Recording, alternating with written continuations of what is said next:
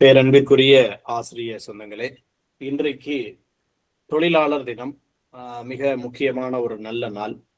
இந்த நாளிலே நம்முடைய ஆசிரியர் சொந்தங்கள் அனைவருக்கும் ஒரு தன்னம்பிக்கை உரை வழங்கலாம் என்று ஒரு சிறிய எண்ணம் எழுந்தது. அதன் விளைவாகவே இன்று வகுப்புகள் எல்லாம் ரத்து செய்யப்பட்டு இன்றைக்கு நம்முடைய அன்பிற்குரிய தமிழ்தாசன் ஐயா அவர்கள் நம்மளோடு இணைய இருக்கிறார்கள். ஒவ்வொரு வாரமும் நாம் ஞாயிற்றுக்கிழமைகள்ல தொடர்ந்து தன்னம்பிக்கை உரைகளை நறுமலர் அகாடமி வழங்கி கொண்டே வந்தது. சில நாட்கள்ல நம்மளுடைய சன் டிவியிலிருந்து புலவர் ராமலிங்கம் ஐயா இந்த உரையை தொடங்கி வைத்தார்கள். அதற்கு பிறகு விஜய் டிவியிலிருந்து ஜெகன் அவர்கள் பேசினார்கள். அதற்கு பிறகு ஜெயா டிவியிலிருந்து மணிகண்டன் அவர்கள் பேசினார்கள். அதற்கு பிறகு நம்மளுடைய சவுந்தரபாண்டியன் என்கிற ஒரு அரசு பள்ளி ஆசிரியர் பேசினாரு, பட்டிமன்ற பேச்சாளர். அதற்கு பிறகு நம்மளுடைய இளங்கோ ஐயா அவர்கள் பேசினார்கள். அதற்கு அடுத்தடுத்து நம்மிடம் பயிற்சி பெற்று அரசு பள்ளியில இருக்கக்கூடிய ஆசிரிய பெருமக்கள் தொடர்ந்து பேசிக் கொண்டிருந்தார்கள்.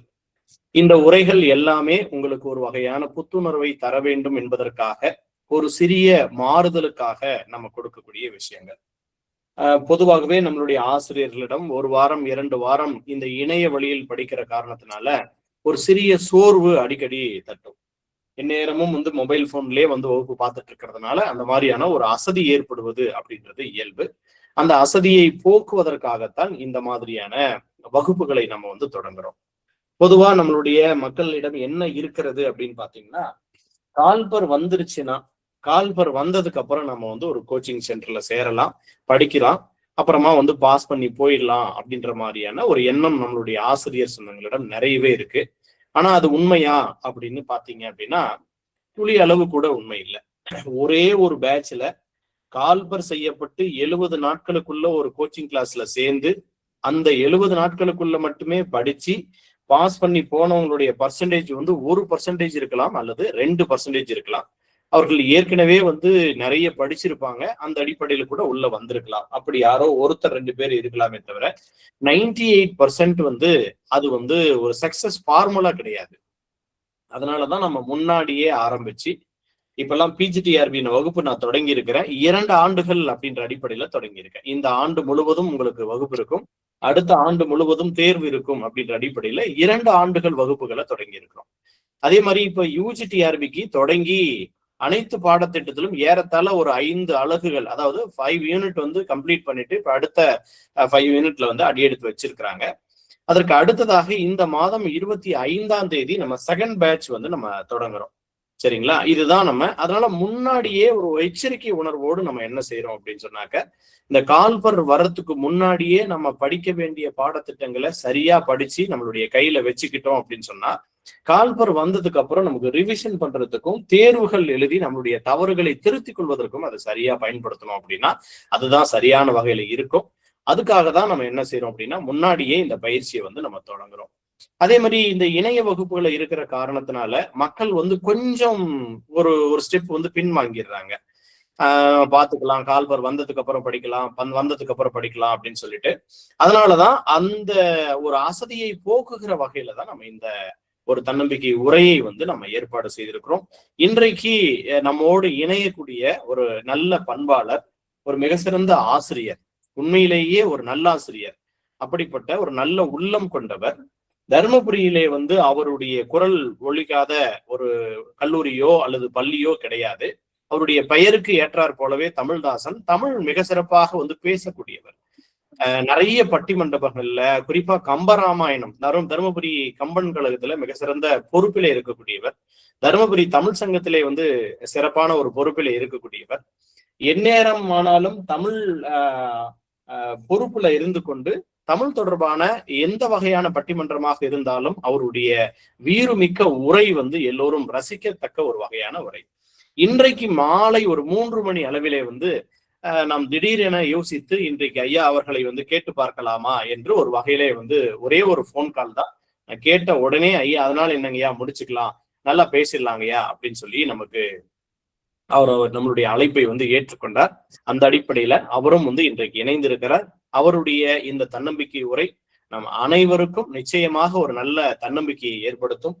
இதை கேட்டுக்கொண்டிருக்கக்கூடிய கல்லூரி பேராசிரியர்கள், ஆசிரியர்கள், அதே போல மாணவர்கள், உங்களை எல்லாருக்குமே ஏதாவது ஒரு சின்ன ஒரு பொறி தான் நம்மளுடைய வாழ்க்கையை மாற்றக்கூடிய வகையில இருக்கும். அந்த அடிப்படையில இந்த ஒரு சிறு பொறியும், ஐயா அவர்கள் ஏற்படுத்தக்கூடிய இந்த சிறு பொறியும் நீங்கள் அரசு பணியிலே அமர்வதற்கு அது ஒரு சிறிய ஒரு காரணியாக இருந்தது என்று சொன்னால் உள்ளளவிலே நான் பெரும் மகிழ்ச்சி அடைவேன். அந்த அடிப்படையில் ஐயா தமிழ்தாசன் ஐயா அவர்களை தன்னம்பிக்கை உரை வழங்கும்படி உங்கள் சார்பாக, நறுமலர் அகாடமியின் சார்பாக அன்போடு வேண்டிக் கொள்கிறேன். ஐயா வணக்கங்க ஐயா. ஐயா ஆரம்பிக்கலாங்கய்யா. ஐயா வணக்கங்கய்யா, நீங்க தொடங்கிடுங்கய்யா.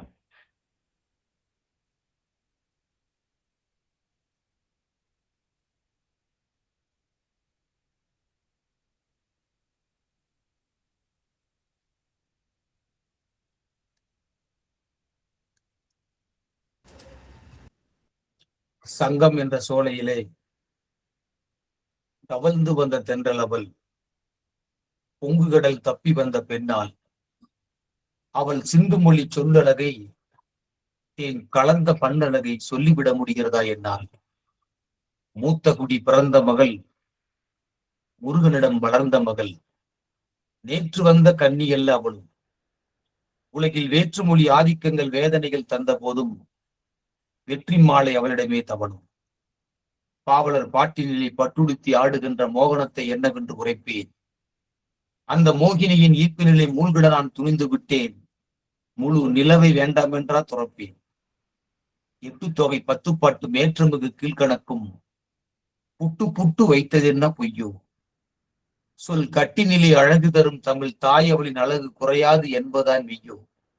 தமிழே, தேனே, தங்க கனியே, அமுழ்தே, அன்பி, அழகு கலையே, பொலிலே புகழே, பொன்னின் மணியே, திருவே உருவே, திங்க குளிரே, தருவே நிழலை நிழல் தரு சுகமே, அடலேறு மொழி தமிழ் என்ப கடலேறு மலை தமிழே, நீ என் உடலேறி உயிரேறி வாழ்விக்கின்றாய்.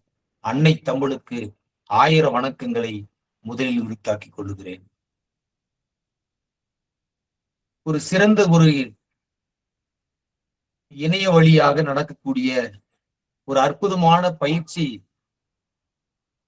அமைப்பு சார்பாக நடைகிற இந்த நிகழ்ச்சியில் கலந்து கொள்வதற்காக நான் பெரிய மகிழ்ச்சி அடைகிறேன். நறுமலர் என்கிற ஒரு அற்புதமான இணைய வழி பயிற்சி மையத்தை மிகச் சிறப்பாக நடத்தி தமிழகம் எங்கும் இருக்கக்கூடிய பள்ளிகள் தோறும் சிறந்ததொரு ஆசிரியர் சான்றோர் பெருமக்களை தயார் செய்து அனுப்புகின்ற ஒரு மாபெரும் பணியை செய்து கொண்டிருக்கக்கூடிய, போற்றுதற்கும் வணக்கத்திற்கும் உரிய நறுமலர் அகாடமியினுடைய நிறுவனர், போற்றுதற்கும் வணக்கத்திற்குரிய பேராசிரியர் பெருந்தகை ஐயா சஞ்சீவராயன் ஐயா அவர்களை இந்த நேரத்திலே நான் நெஞ்சார்ந்த வணக்கத்தையும் வாழ்த்துக்களையும் நான் தெரிவித்துக் கொள்கிறேன். ஒரு அற்புதமான இலக்கிய நிகழ்வு. ஆங்காங்கே ஆசிரியர் சான்றோர்களும் பேராசிரியர் பெருமக்களும் இணைந்து இந்த இரவு நேரத்தை ஒரு இலக்கிய நேரமாக, ஒரு தன்னம்பிக்கை தரக்கூடிய அல்லது தன்னம்பிக்கையை பகிர்ந்து கொள்ளக்கூடிய ஒரு சிறந்த ஒரு களமாக அமைத்து இந்த நிகழ்வை ஏற்பாடு செய்திருக்கக்கூடிய ஐயா அவர்களுக்கு மீண்டும் ஒரு முறை என்னுடைய வாழ்த்துக்களையும் நன்றியையும் நான் உரித்தாக்க கடமைப்பட்டிருக்கிறேன். இன்றைய நாள் ஒரு மிகச்சிறந்த நன்னாள். மே 1, உழைக்கின்ற மக்களுடைய ஒப்பற்ற ஒரு நாள். 19ஆம் நூற்றாண்டுடைய தொடக்கங்களிலே ஒரு மனிதன் எப்படி உழைக்க வேண்டும் என்கிற ஒரு வரையறையை எல்லாம் மீறி கிட்டத்தட்ட 12 மணி நேரமும் 18 மணி நேரங்களும் உழைத்து களைத்த ஒரு ஏழைகளுடைய வாழ்க்கைக்கு ஒரு ஒளிவிளக்காக, இல்லை 18 மணி நேரம் பணி என்பது மிக கொடியது, அது 8 மணி நேரம் வேலை, 8 மணி நேரம் உறக்கம், 8 மணி நேரம் ஓய்வு என்கிற அடிப்படையில் ஒரு போராட்ட களத்தை ஏற்படுத்தி, அதன் விளைவாக இந்த மே 1 என்பது தொழிலாளர்களுடைய வர்க்கங்களுக்கான ஒரு சுதந்திர நாளாக கடைபிடிக்கக்கூடிய ஒரு நன்னாளிலே இப்படி ஒரு உத்வேகமிக்க தன்னம்பிக்கை உரையை என்னை ஆற்றும்படி என்னை பணித்திருக்கக்கூடிய அன்பிற்கினிய சான்றோர் பெருந்தகை ஐயா சஞ்சீவராயன் ஐயா அவர்களை இந்த நேரத்தில் வணங்கி, உள்ளங்கையின் உலகம் என்கிற ஒரு தலைப்பை என்னிடம் கொடுத்திருக்கிறார்கள். சான்றோர் பெருமக்களே, உள்ளங்கை என்பது ஒவ்வொரு மனிதனுக்கும் மிக முக்கியமானதாக இருக்கிறது. கவிஞர் தாராபாரதி சொல்லுவார்கள், வெறுங்கை என்பது மூடத்தனம், உன் விரல்கள் 10 மூலதனம் என்று சொல்லுவார்கள். இன்னொரு பழமொழி சொல்லுவார்கள், உள்ளங்கையில் நெல்லிக்கனி போன்றது என்கிற ஒரு பழமொழி. இந்த நெல்லிக்காய்க்கும் இந்த உள்ளங்கைக்கும் நெருங்கிய தொடர்புண்டு. நெல்லிக்கனி உள்புறத்தில் எப்படி இருக்குமோ அதேதான் வெளிப்புறத்திலும் காட்டக்கூடிய கனிகளுக்கு சொந்தக்காரர். எல்லா கனிகளையும் விட நெல்லிக்கனிக்கு ஒரு மிகச்சிறந்த இயல்பு என்னவென்றால், உள்ளே இருக்கக்கூடியதை வெளியே காட்டும், வெளியே இருக்கக்கூடியதை உள்ளே காட்டும். இப்படி ஒளிவும் மறைவற்ற ஒரு கனியாக நெல்லிக்கனி இருந்த காரணத்தினால்தான் அந்த நெல்லிக்கனி உண்ணக்கூடியவர்கள் நெடுநாள் வாழ வைக்கும் என்கிற அந்த பண்பின் அடிப்படையில் தான் அதியமான் ஐயா அவர்கள் இந்த மண்ணில் ஆண்ட தகடூர் நாட்டு சொந்தக்காரர் அதியன் ஔவையாருக்கு நெல்லிக்கனியை அதை உள்ள அதை கொடுத்து தமிழை வாழ வைத்தார் என்கிற செய்தி வருகிறது. அப்ப இந்த உள்ளங்கை என்பது ஒரு மிக முக்கியமானதாக கருதப்படுகிறது. கை சுத்தமானவர் அவரு அப்படி என்பது அவருடைய பண்பை சொல்லக்கூடியதாக அமைகிறது. அப்படி உள்ளங்கையில் நாம் எதை வைக்கிறோமோ, உள்ளங்கையில் நாம் எதை கொண்டு அளவிடுகிறோமோ அதை போன்று ஒவ்வொரு மனிதனுடைய வாழ்க்கை நிச்சயமாக மாறும் என்கிற அடிப்படையில் தான் இந்த தலைப்பை என்னிடம் கொடுத்திருப்பார்களோ என்கிற சிந்தனையில் நான் என்னுடைய உரையை தொடக்க ஆசைப்படுகிறேன். அன்பிற்குரிய சான்றோர் பெருமக்களே, இந்த உலகம் எதனால் இயங்கிக் கொண்டிருக்கிறது, இந்த உலகத்தினுடைய இயக்கம் எதனால் இருக்கிறது என்று சொன்னால், ஒவ்வொரு மனிதனும் அதை உழைக்கின்ற நோக்கிலே கடுமையான அந்த உழைப்பினுடைய விளைவுதான் இந்த உலகம் இன்றளவும் இயங்கிக் கொண்டு வருகிறது. ஒரு அற்புதமான ஒரு கதை ஒன்று சொல்வார்கள். ஒரு முட்டை உடைவதற்கு 2 வாய்ப்புகள் உள்ளன. ஒன்று, ஒரு முட்டை வெளிப்புறத்திலிருந்து உடைக்கப்படுகிற பொழுது அந்த முட்டையில் இருக்கக்கூடிய அந்த உயிர் என்பது அந்த இடத்திலே மடிந்து போய் விடுகிறது. அதே முட்டை உள்ளிருந்து வெடிக்கக்கூடிய ஒரு சூழ்நிலையில் வருகிற போது அதன் உள்ளே இருக்கக்கூடிய அந்த உயிரி ஒன்று அங்கு தோற்றுவிக்கப்படுகிறது. வெளியிலிருந்து ஒரு அழுத்தம் கொடுத்து ஒரு முட்டை உடைகிறக்கூடிய சூழலில் ஒரு உயிர் அங்கு போகிறது, அல்லது உயிர் மரித்து போய் விடுகிறது. ஆனால் உள்ளிருந்து வருகின்ற பொழுது ஒரு உயிர் தோற்றுவிக்கிறதுக்கான வாய்ப்புகளாக அமைகிறது. அப்ப எதை நாம் கருதுகிறோம் என்று சொன்னால், யார் ஒருவர் தன்னுடைய செயலினை உள்ளார்ந்து, அதாவது தன்னுடைய மனத்திலிருந்து அதை எடுத்து ஆள்கிறாரோ, அல்லது தன்னுடைய மனத்தினுடைய அடிப்படையில் இயங்குகிறார்களோ, அவர்களால் ஒரு உயிர் தோற்றுவிப்பது போல அவர்களுடைய செயல் நிச்சயமாக வெற்றி பெறக்கூடியதாக தான் இருக்கிறது. இந்த மண்ணிலே 2000 ஆண்டுகளுக்கு முன்பாக வந்த வள்ளுவ பெருந்தகை இந்த உழைப்பு, இந்த ஊக்கம், இந்த தன்னம்பிக்கைக்கு அவரை விட எடுத்துக்காட்டுகள் சொன்ன ஒரு கவிஞனை இந்த உலகத்தில் பார்க்க முடியாது. வள்ளுவன் 2 குறட்பாக்களில் யானையை கடைபிடிக்கிறான். யானையை கொண்டு வந்து காட்சிப்படுத்துகிறார். யானை எவ்வளவு பெரியது!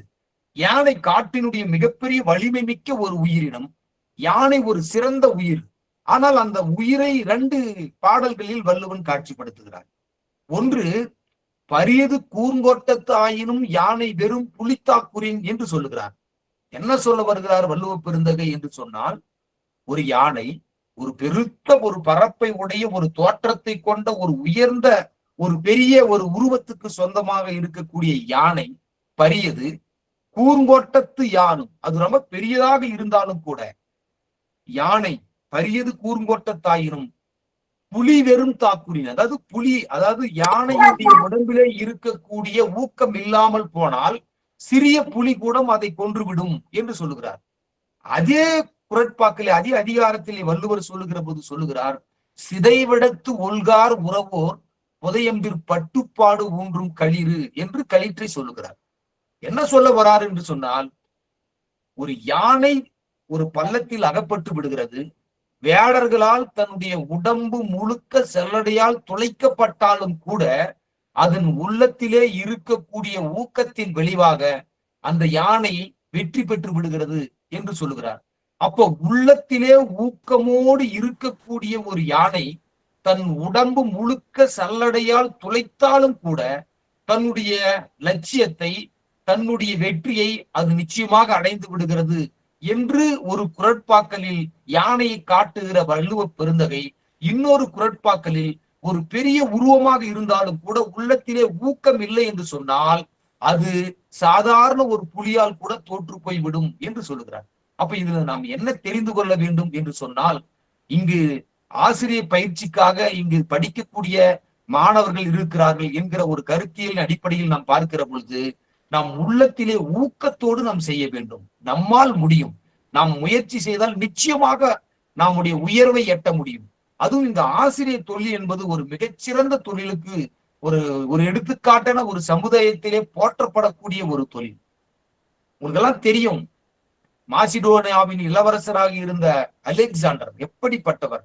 அவர் சொல்லுகிறார், இந்த மண்ணிலே வாழ்வதற்காக என்னுடைய அப்பாவாகிய ஜான் பிலிப்பிற்கு நான் கடமைப்பட்டிருக்கிறேன். மண்ணிலே வாழ்வதற்காகத்தான்.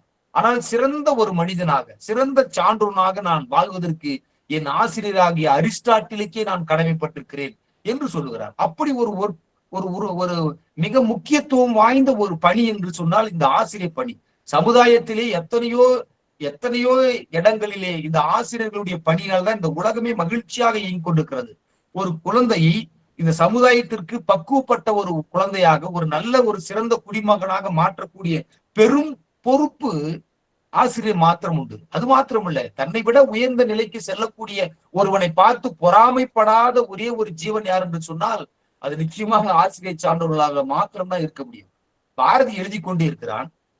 ஒருத்தன் வந்தான், பாரதி, நான் இப்படி எல்லா இடங்களிலுமே நான் தோட்டங்கள் அமைத்திருக்கிறேன், என் பணி எப்படி என்று சொல்லுகிறான். பாரதி அவரை திரும்பி கூட பார்ப்பதில்லை. இன்னொருத்தர் சொன்னான், பாரதி, நான் எல்லா இடங்களும் கோயில் கட்டி வைத்திருக்கிறேன், வழிபாடு செய்வதற்கான வாய்ப்புகளை ஏற்படுத்தியிருக்கிறேன், என் பணி எப்படி என்று பாரதியிடம் கேட்கிறார்கள். பாரதி எதுவும் பேசாமல் மௌனமாக தன் எழுதுகோலில் எழுதி கொண்டே இருக்கிறார். இன்னொருத்தன் சொன்னா, பாரதி, நான் ஒரு ஏழை குழந்தையினுடைய விரல்களை பிடித்து அவருக்கு ஆ ஆ என்று நான் எழுத கற்பித்திருக்கிறேன், என் பணி எப்படி என்று கேட்கிற பொழுது பாரதி சொல்லுகிறார், தன்னுடைய எழுதுகோலை வைத்து விட்டு அந்த மனிதனை அப்படியே ஆறத் தழுவி, நீதான் இந்த மண்ணினுடைய போற்றப்படக்கூடிய ஒரு சிறந்த சான்றோன் என்று சொல்லி பாரதி அவரை ஆறத் தழுவுகிறார். ஏனென்று சொன்னால் ஆசிரியர்கள் தான் இந்த உலகத்தை நல்வழிப்படுத்துகிற ஒரு சமுதாயத்தினுடைய மிக முக்கியமான பொறுப்பில் இருக்கிறார்கள். பாரதி எழுதுகிறான், இன்னரும் கனி சோலைகள் செய்தல், இனிய நீதன் சுனைகள் ஏற்றல், அன்னசத்திரம் ஆலயம் வைத்தல், 1000 நாட்டல், அன்னையாவிலும் புண்ணியங்கூடி ஆங்கோர் ஏழைக்கு எழுத்தறிவித்தல் என்று பாரதி சொல்லுகிறார். அப்படிப்பட்ட ஒரு உயர்ந்த இலக்கை நோக்கி பயணிக்கக்கூடிய மாணவ செல்வங்கள் தன்னுடைய இலக்கை எப்படியாவது நாம் அடைய வேண்டும் என்கிற ஒரு உன்னதமான ஒரு முயற்சியில் இறங்குகிற பொழுது நிச்சயமாக அவர்களுக்கு வெற்றிகளை தான் தரும். ஆனால் அதற்கு முன்பாக தன்னுடைய இலக்கை நாம் நிர்ணயித்துக் கொள்ள வேண்டும். நாம் என்ன ஆக வேண்டும், எப்படி படிக்க வேண்டும். இன்றைக்கு எத்தனையோ தேர்வுகள் வருகிறது. டிஎன்பிசி போன்ற எத்தனையோ தேர்வுகள் வந்தாலும் கூட அதில் படித்து தன்னுடைய லட்சியத்தை நோக்கி பயணிக்கிற எண்ணிக்கை மிக குறைவாகத்தான் இருக்கிறது. எனவே அன்பிற்கினிய மாணவ செல்வங்களை, இதில் நாம் தெரிந்து கொள்ள வேண்டியது என்னவென்று சொன்னால், தன்னுடைய இலக்கை நாம் சரிவர உயரமான இலக்கை நோக்கி பயணிக்க வேண்டும். தன்னுடைய லட்சியத்தை மிக உயர்வாக வைக்க வேண்டும். அப்பொழுதுதான் ஒருவேளை லட்சியத்திலிருந்து தவறி நாம் இறங்கி நின்றாலும் கூட அதிலிருந்து கீழ் நிலைக்கு, அதாவது ஒரு உயர்ந்த நிலையிலே நாம் நின்று போக முடியும். லட்சியங்களை நாம் கண்டிப்பாக நம்முடைய சூழ்நிலைக்கு நாம் ஒரு மிகப்பெரிய நிலைக்கு போக வேண்டும் என்று சொன்னால் உயர்ந்த லட்சியத்தை நாம் வைக்க வேண்டும். அப்துல் கலாம் ஐயா பற்றி உங்களுக்கு எல்லாருக்குமே தெரியும். நிச்சயமாக ஒரு நாட்டினுடைய மிகச்சிறந்த குடியரசுத் தலைவராக தான் மாத்திரமல்ல, இந்த சமுதாயத்திலே தன்னை சார்ந்தவர்கள் அத்தனை பேருமே படிக்க வேண்டும், உழைக்க வேண்டும் என்கிற உன்னத நோக்கிற்கு சொந்தக்காரர் ஏபிஜே ஐயா அவர்கள். அதனால்தான் சாதாரண படகோட்டியுடைய மகனாக பிறந்து ராமேஸ்வரத்துடைய வீதியிலே பேப்பர் போட்டு கொண்டிருந்த நம்முடைய அப்துல் கலாம் ஐயா அவருடைய அந்த கடினமான உழைப்பு, கடினமான அந்த தன்னம்பிக்கையுடைய வரிகள், தோல்வி என்பது சாதாரணமாக பட்டத்தான். ஆனால் அந்த தோல்வியில் இருந்து நம்ம கற்றுக்கொள்ளக்கூடியது எண்ணற்றவையாக இருக்கிறது. தோல்வி ஒருபோதும் தோல்வி அல்ல. தோல்வி என்பது ஒரு அனுபவத்தினுடைய சாயல் நமக்கு கிடைக்கிறது. வெற்றி பெற்றால் வெற்றி, வெற்றி இல்லை என்றால் வெற்றியை நோக்கி பயணிக்கக்கூடிய ஒரு வாய்ப்பு, அவ்வளவுதான். எனவே அப்படிப்பட்ட ஒரு உன்னத நிலைக்கெல்லாம் அப்துல் கலாம் ஐயா அவர்கள் சென்றார்கள் என்று சொன்னால் அதில் இருந்து நாம் கற்றுக்கொள்ளக்கூடியது அதில் இருக்கக்கூடிய விடாமுயற்சி. அன்பிற்கினே சான்றோர் பெருமக்களே, ஒரு உயரமான ஒரு மலை பிரதேசத்தில் பறந்து கொண்டிருக்கிற பறவை இனங்கள் ஒரு விளிம்பிலே இருக்கக்கூடிய ஒரு கிளையில் அமர்கிறது என்று சொன்னால் அந்த பறவை என்பது ஒருபோதும் கிளைகளை நம்புவதில்லை. அது தன்னுடைய சிறகுகளை மாத்திரமே நம்புகிறது. ஏன்னால் நம் சிறகுகளுக்கு வலிமை இருக்கிறது, நம்மால் முடியும் என்கிற அந்த நம்பிக்கை தான் அந்த பறவைகள் வெளிக்கண்டத்திலிருந்து இன்னொரு கண்டத்துக்கு பறந்து எங்குனாலும் குடிபெயர்கிறது. அப்படிப்பட்ட ஒரு வாய்ப்பு அதனுடைய சிறகுகளுக்கு இருக்கிறது என்று பறவை இனங்கள் நம்புகின்றன. எனவே நம்மால் முடியும், நிச்சயமாக நம்மால் சாதிக்க முடியும். நாம் இப்படி ஒரு ஆசிரியராக வேண்டும் என்று சொன்னால் அந்த ஆசிரியருக்கு என்ன நமக்கு பாடத்திட்டம் என்ன கொடுக்கப்பட்டிருக்கிறது என்று ஆய்ந்து அதை நாம் படிக்கின்ற பொழுது கண்டிப்பாக நம்முடைய வெற்றி என்பது நிச்சயமாக நிதர்சனமாக இருக்கும். எனவே அப்படிப்பட்ட இலட்சியங்களை நோக்கி நாம் பயணிக்க வேண்டும். லட்சியம் என்பது எப்படி இருக்க வேண்டும் என்று சொன்னால் அதற்கு ஒரே உதாரணமாக அர்ஜுனனை சொல்லுவார். குறிக்கோள் எப்படி இருக்க வேண்டும்? நம்முடைய துரோணாச்சாரியார் அவர்கள் கூப்பிடுகிறார்கள், ஒவ்வொருத்தரா கூப்பிடுறாரு. ஒரு மரம் இருக்கிறது, அந்த மரத்தின் மேலே கிளி அமர்ந்து இருக்கிறது. ஒவ்வொரு தருமனை கூப்பிட்டு கேட்டார்கள், தருமா அங்க மரத்தின் மீது அமர்ந்து இருப்பது என்ன என்று சொன்னால் தருமன் சொன்னான், ஐயா அங்கு ஒரு மரம் இருக்கிறது, கிளை இருக்கிறது என்று ஒவ்வொன்றாக சொல்லி வந்தான். அதே போல ஒவ்வொருவரையும் கூப்பிட்டு கேட்கிற பொழுது அவர்கள் முழுமையான ஒரு தோற்றத்தை சொல்லாமல் ஏதோ சொல்லுகிறார்கள். ஆனால் அர்ஜுனன் மட்டும் சொல்லுகிறார், ஐயா அந்த மரத்தின் மேலே அமர்ந்திருக்கக்கூடிய கிளியினுடைய தலை எனக்கு தெரிகிறது என்று சொல்லுகிறார். அப்ப லட்சியத்தை நாம் தெளிவுபட நாம் வகுத்து கொள்ள வேண்டும். நான் ஆசிரியராகத்தான் ஆக வேண்டும், நான் பேராசிரியராகத்தான் ஆக வேண்டும், நான் இப்பொழுதே உழைக்க தயாராக இருக்கிறேன், நான் இரவும் பகலும் படிப்பதற்காக என்னுடைய அனைத்து உழைப்பையும் நான் தயாராக இருக்கிறேன். அன்பிற்குரிய சான்றோர் பெருமக்களே, எல்லா நேரங்களிலுமே எல்லா சூழலையுமே இன்பத் துன்பங்கள் கலந்த ஒரு கலவையாகத்தான் இந்த மனித வாழ்க்கை பயணித்துக் கொண்டே இருக்கிறது. எனவே இன்பம் வந்தாலும் அதற்காக ஆட்பட்டு விடாமலும், துன்பம் வந்தாலும் அதிலே சோம்பி விடாமலும், யார் ஒருவர் கொண்ட இலட்சியத்தை தொடர்ந்த முயற்சியோடு தொடர்ந்து கடைபிடிக்கிறார்களோ அவர்களுடைய வெற்றி என்பது ஒரு மிகப்பெரிய வெற்றியாக நிச்சயமாக இருக்க முடியும். உங்களுக்கெல்லாம் தெரியும், கிரேக்க நாட்டிலே டெமாஸ்தனிஸ் என்று சொல்லக்கூடிய ஒரு பேச்சாளர் இருக்கிறார். அவருக்கு தொடக்க காலத்திலே திக்குவாய், பேசுகிற பொழுது சரிவர பேச முடியாத ஒரு சூழல். அவரை கொண்டு வந்து சந்தையிலே பேச வைக்கிறார்கள். ஒரு நிகழ்வில சந்தையிலே கேட்கிற பொழுது, அந்த பேச்சு கேட்கிற பொழுது சந்தையில் இருக்கக்கூடிய மனிதர்கள், என்னையா இப்படிப்பட்ட ஒரு நபரை கூட்டி வந்து இங்க பேச வைத்திருக்கிறார்களே, அவர் திக்கி கொண்டு பேசுகிறார், யார் அவரை அழைத்துவது என்று பேசுகிறார்கள். உடனே டெமாஸ்தனிஸ் அவருடைய தாயாரிடம் போய் சொல்லுகிறார், அம்மா நான் இப்படி ஒரு பேசுவதற்காக சென்றிருந்தேன், என்னை இப்படி எல்லாம் ஏராளம் பேசுகிறார்கள், நான் என்ன செய்வது என்று சொல்லுகிறார்கள். அவன் தாய் ஊக்கப்படுத்துகிறார், நீ கவலைப்படாத மகனே, நீ ஒரு மிகச்சிறந்த பேச்சாளராக உன்னால் உருமாற முடியும், கண்டிப்பாக உன்னால் முடியும் என்று சொல்லி ஆர்ப்பரிக்கிற கடலுக்கு நடுவே நின்று அந்த அலைகளுக்கு ஏற்ப பேசி தன்னுடைய குரலை செதுக்குகிறார். வாயிலே கூழாங்கற்களை போட்டுக்கொண்டு அந்த அலைகளுக்கு ஏற்ப தன்னுடைய ஊமை குரலை மெல்ல மெல்ல மெல்ல மெல்ல செதுக்கி சீரிய குரலாக உச்சரிப்புக்கு அற்புதமான ஒரு உச்சரிப்புக்கு சொந்தக்காரராக டெமாஸ்தனிஸ் மாற்றப்படுகிறார். அப்படி எந்த ஒரு சந்தையிலே அவர் பேசக்கூடாது, அவரை கீழே இறங்கு என்று ஏளனம் பேசினார்களோ அதே சந்தையிலே அவருடைய பேச்சை காசு கொடுத்து கேட்கக்கூடிய அந்த வாய்ப்பை டெமாஸ்தனிஸ் ஏற்படுத்துகிறார் என்று சொன்னால், இந்த இடத்தில் நாம் தெரிந்து கொள்ள வேண்டியது என்னவென்று சொன்னால், அந்த டெமாஸ்தனிஸ் அவர் கடைபிடித்த அவருடைய கடுமையான உழைப்பு, அவர் தினந்தோறும் மேற்கொண்ட பயிற்சிகள், அந்த பயிற்சியின் விளைவாக ஒவ்வொரு நாளும் மெருகேற்றி தன்னுடைய அந்த குரலை கூர்மை செய்ததனுடைய விளைவுதான் அவர் ஒரு மிகப்பெரிய பேச்சாளராக இருக்கிறார், அவரால் ஆக முடிந்தது என்று நம்முடைய அந்த கதை நமக்கு தெரியப்படுத்துகிறது. ஆக இதேதான் ஒவ்வொரு பாடத்திற்கும் இதேதான். நாம் படிக்க வேண்டும் என்று சொன்னால் ஆழ்ந்து படிக்க வேண்டும். வள்ளுவன் ஒரு அற்புதமான திருக்குறளை சொல்லுகிறார். வள்ளுவன் என்ன சொல்லுகிறான்னு சொன்னால், தொட்டனைத்து ஊரும் மணற்கேணி மாந்தற்கு கற்றனைத்து ஊரும் அறிவு என்று சொல்லுகிறார். அதனால சிந்தித்து பார்த்தால் இந்த குறளிலே ஒரு மிகச்சிறந்த ஒரு பொருள் பொதிந்து இருப்பதாக நம்மால் உணர முடியும். ஆற்றம், அதாவது நீர்ப்பரப்பு என்பது கடற்பரப்பு, ஆற்றம் பரப்பிலே மணற்படுக்கையிலே அதை நாம் ஒரு கிணறு போல நாம் தோண்டுகிற பொழுது அதிலே ஊறக்கூடிய நீரை போன்றது அறிவு என்று சொல்லுகிறார். ஏன் சாதாரண பரப்பை விட்டு வள்ளுவன் மணற்பரப்பை சொன்னார் என்று சொன்னால், இந்த இடத்திலேதான் படிப்பதற்கான ஒரு சூத்திரத்தை வள்ளுவன் பயன்படுத்துகிறார். என்ன படிப்பதற்கான சூத்திரம் என்று சொன்னால், மணற்பரப்பு என்பதை ஒரு சிறிய வட்டத்தில் பறித்து விட முடியாது. நீ மணற்பரப்பை பறிக்க வேண்டும் என்று சொன்னால் அகன்ற வெளியை நீ பறிக்க வேண்டும். அகன்ற வழியை பறித்தால் மாத்திரமே உனக்கு நீர் வந்து விடுமா என்றால் நீர் வராது. அகன்ற வழியை பறிக்க வேண்டும், அதுவும் ஆழமாக பறிக்கின்ற பொழுதுதான் உங்களுக்கு நீர் கிடைக்கும்.